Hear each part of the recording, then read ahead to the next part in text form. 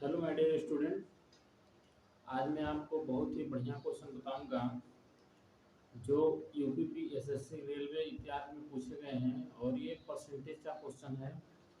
और परसेंटेज में जो वेन डायग्राम से जो क्वेश्चन हम सॉल्व करते हैं उसी क्वेश्चन को आज मैं बताऊंगा। तो सबसे जो पहला क्वेश्चन दिया है एक परीक्षा में 35% छात्र गणित में फेल हुए, 25% छात्र इंग्लिश में फेल हुए। यदि दोनों विषय में 10% छात्र फेल हुए तो कितने प्रतिशत छात्र दोनों विषय में पास हुए। देखिए बहुत ही बढ़िया क्वेश्चन है और उसको मैं कैसे सॉल्व करूंगा देखिए ध्यान से। तो सबसे पहले हम डायग्राम बना लेते हैं। डायग्राम बनाएंगे सबसे पहले डायग्राम इस तरह से बना लेते हैं। तो इसमें दो चीज दिया है। कह रहा है 35% छात्र गणित में, ये वाला जो सर्किल है इसको मान लेते हैं ये मैथ का है और ये इंग्लिश का है। ये मैथ का है और ये इंग्लिश का है। तो इसमें कह रहा है कि 35% छात्र गणित में पास हुए, फेल हुए। यानी गणित में कितने फेल हुए? 35% छात्र गणित में फेल हुए। उसके बाद कह रहा है 25% छात्र इंग्लिश में फेल हुए। यानी इंग्लिश में कितने परसेंट छात्र फेल हुए? 25%। उसके बाद क्वेश्चन में कह रहा है ये दोनों विषयों में 10% छात्र फेल हुए तो कितने प्रतिशत छात्र दोनों विषयों में पास हुए। देखिए बहुत ही अच्छा क्वेश्चन है। तो मान लो कि इसमें दोनों विषय में 10% फेल हुए हैं। दोनों विषय में कितना फेल हुए हैं? 10%। यानी जो बीच का एरिया है इसमें डायग्राम में इसमें दोनों का इसमें प्रदर्शित करेंगे। तो अगर हम देखें केवल मैथ में कितने परसेंट फेल होंगे, यानी 35% में 10% घटा देंगे तो केवल मैथ में फेल होने की संख्या कितनी हो जाएगी? 25% हो जाएगी। इसी तरह केवल इंग्लिश में कितने फेल होंगे, यानी कितने परसेंट? तो 25% में से 10% घटा देंगे, ये हो जाएगा 15% हो जाएंगे। कितना केवल इंग्लिश में फेल होंगे? 15%। तो टोटल फेल कितना होगा, कितने होंगे टोटल फेल? टोटल फेल कितने स्टूडेंट होंगे? तो सबको इसको जोड़ लें तो हो जाएगा 25% प्लस 10% प्लस 15%। जब इसको जोड़ेंगे तो ये हो जाएगा 25 10 35 10 15 50%। 50%। अब देखिए ध्यान से 50% यानी टोटल जो स्टूडेंट तो फेल हुए हैं उनका प्रतिशत कितना है? 50%। यानी जो टोटल फेल वाले 50% है तो इसका मतलब टोटल पास कितने हुए हैं? टोटल जो पास होने का प्रतिशत होगा ये कितना हो जाएगा? 50%। कितना हो जाएगा? 50%। यानी दोनों विषय में जो फेल हुए हैं उनका परसेंट कितना है? 50%। तो दोनों विषय में पास कितने होंगे? 50%।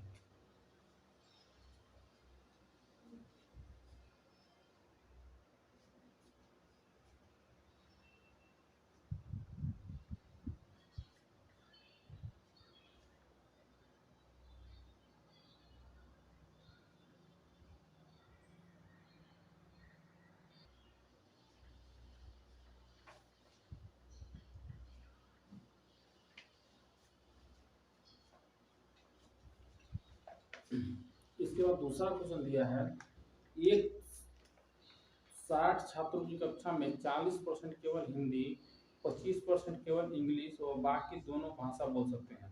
तो कितने छात्र इंग्लिश बोल सकते हैं? देखिए बहुत ही अच्छा क्वेश्चन है, इसको हम कैसे सॉल्व करेंगे। तो कोई कक्षा है उसमें क्या है टोटल विद्यार्थी कितने हैं? 60 हैं।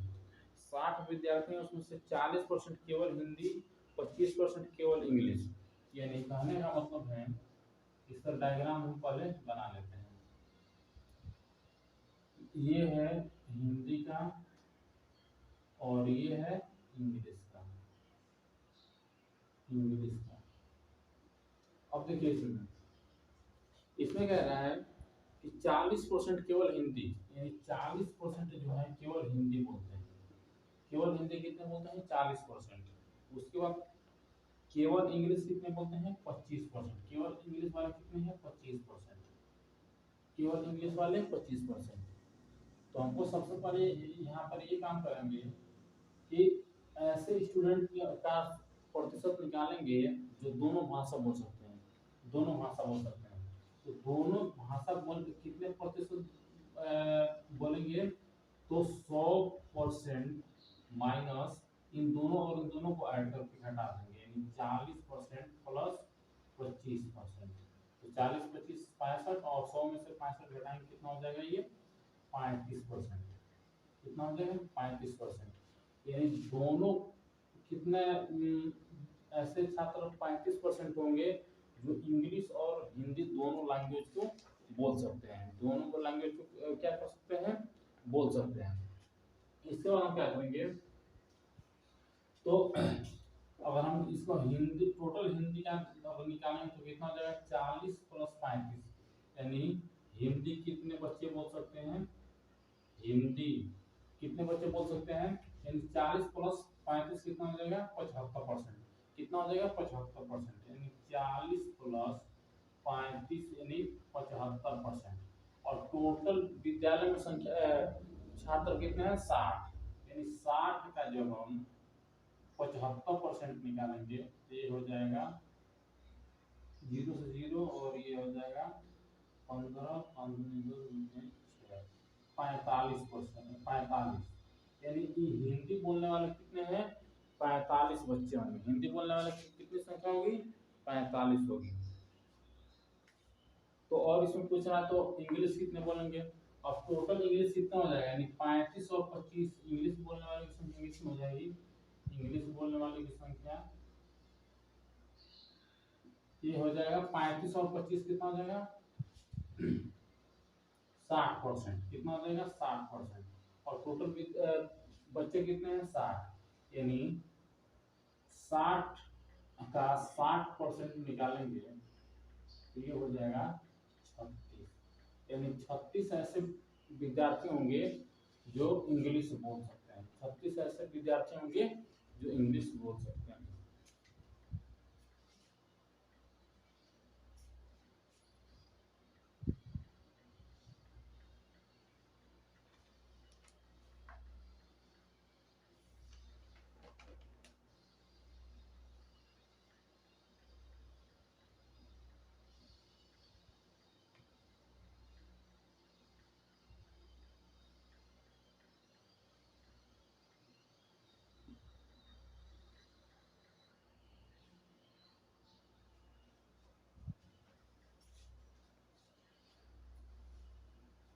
इसके बाद तीसरा क्वेश्चन दिया है, बहुत ही बढ़िया क्वेश्चन है।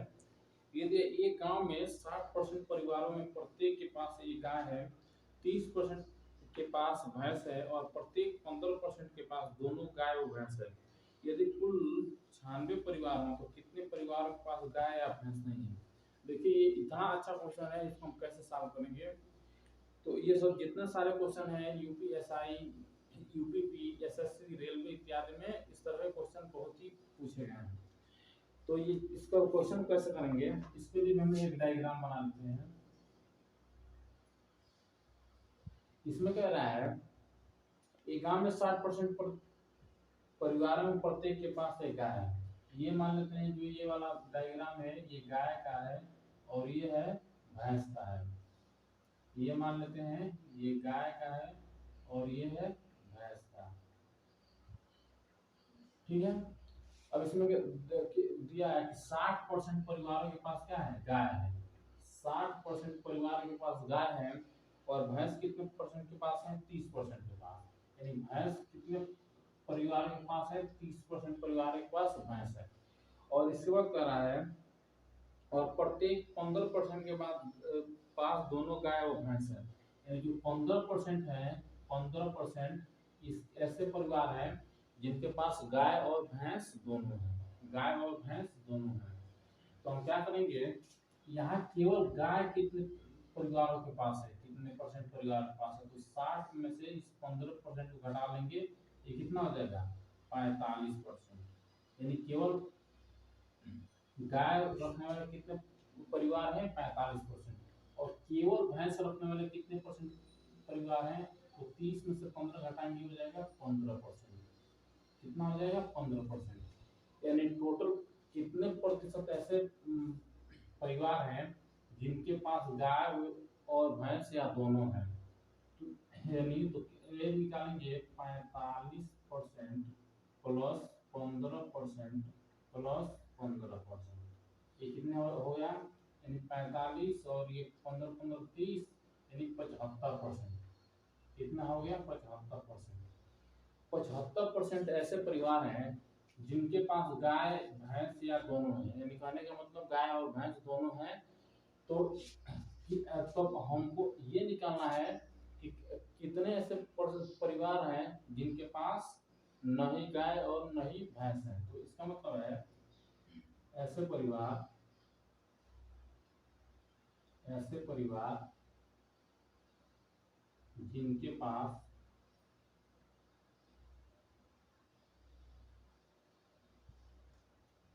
न कुछ नहीं है, कुछ नहीं है।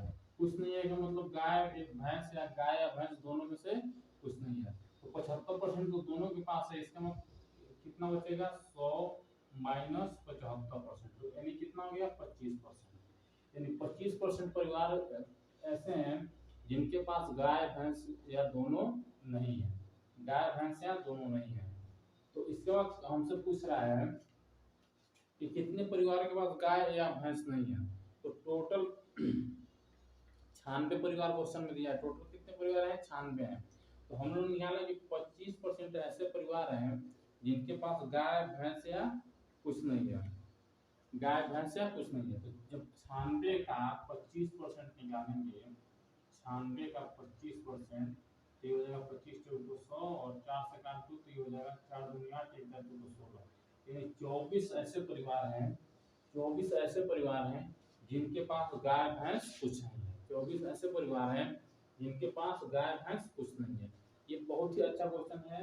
इस तरह से कहीं भी क्वेश्चन आएगा तो वेन डायग्राम की मदद से बहुत ही आसानी से क्वेश्चन सॉल्व करेंगे।